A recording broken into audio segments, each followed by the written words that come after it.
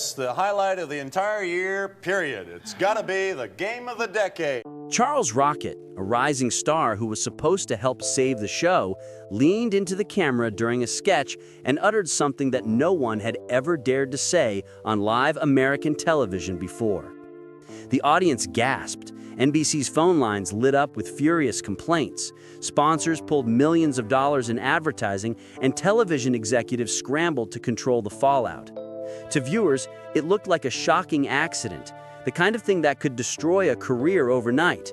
But what the world didn't know, at least not until years later, was that Rocket hadn't slipped at all. He had planned the moment, fully aware it might cost him everything. To understand that, you have to go back to the beginning. Charles Rocket wasn't born into Hollywood or comedy clubs. He came from a small town in Maine in 1949. His grandfather had been Assistant Secretary of the Navy, but Charles wasn't interested in following the safe family path. One of 8 children, he grew up restless, wild, and hungry for attention. By the time he entered the Rhode Island School of Design in the late 1960s, he was already making a name for himself as a provocateur. He staged outrageous stunts, created underground comics that mocked authority, and fronted a chaotic rock band called the Fabulous Motel. At one concert, their equipment caught fire and bottles started flying, but Rocket kept squeezing his accordion, playing through the panic while police hauled people away. For him, chaos wasn't an obstacle, it was oxygen.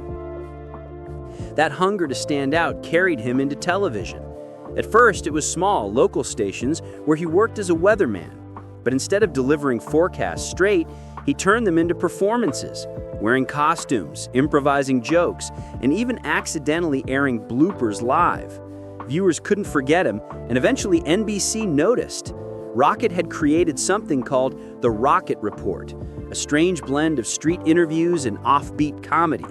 Executives saw potential, and in 1980, as SNL was collapsing under the weight of losing its original cast, Rocket was hired as one of the new faces who might bring the show back to life. Tall, confident, and unpredictable, he was immediately compared to Chevy Chase and Bill Murray. But behind the scenes, his arrogance clashed with writers, his demands alienated cast members, and his insistence on chaos left people divided. Was he a genius or a disaster waiting to happen? That tension exploded on February 21st, 1981. In a parody sketch of Dallas, Rocket sat in a wheelchair pretending to have been shot. Surrounded by cast members, he smirked and casually dropped the F word live on air. The room froze, the audience gasped, and history was made. For NBC, it was a nightmare. Complaints flooded in, sponsors fled, and executives feared fines that could shut down the show. But Rocket himself remained eerily calm, as if he had wanted this all along. Years later, he admitted exactly that. The truth was, he had been frustrated for weeks, furious that his role was shrinking, and he decided he would do something unforgettable. Eddie Murphy would later call it suicidal genius. In that single moment, Rocket guaranteed his place in television history, but at the cost of his own career. After SNL, Rocket managed to rebuild pieces of his career, appearing in shows like Moonlighting and Miami Vice, and later films like Hocus Pocus and Dumb and Dumber.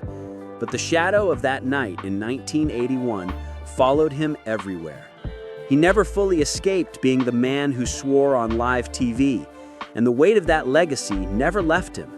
In 2005, his life ended tragically, with his death ruled a suicide at just 56 years old. And so, the story of Charles Rocket isn't just about a single word. It's about ambition, rebellion, and the haunting cost of wanting to be remembered at any price. So what do you think? Was Charles Rocket a reckless rule breaker who destroyed himself, or a misunderstood talent who paid too steep a price for daring to push boundaries? Let us know your thoughts in the comments below.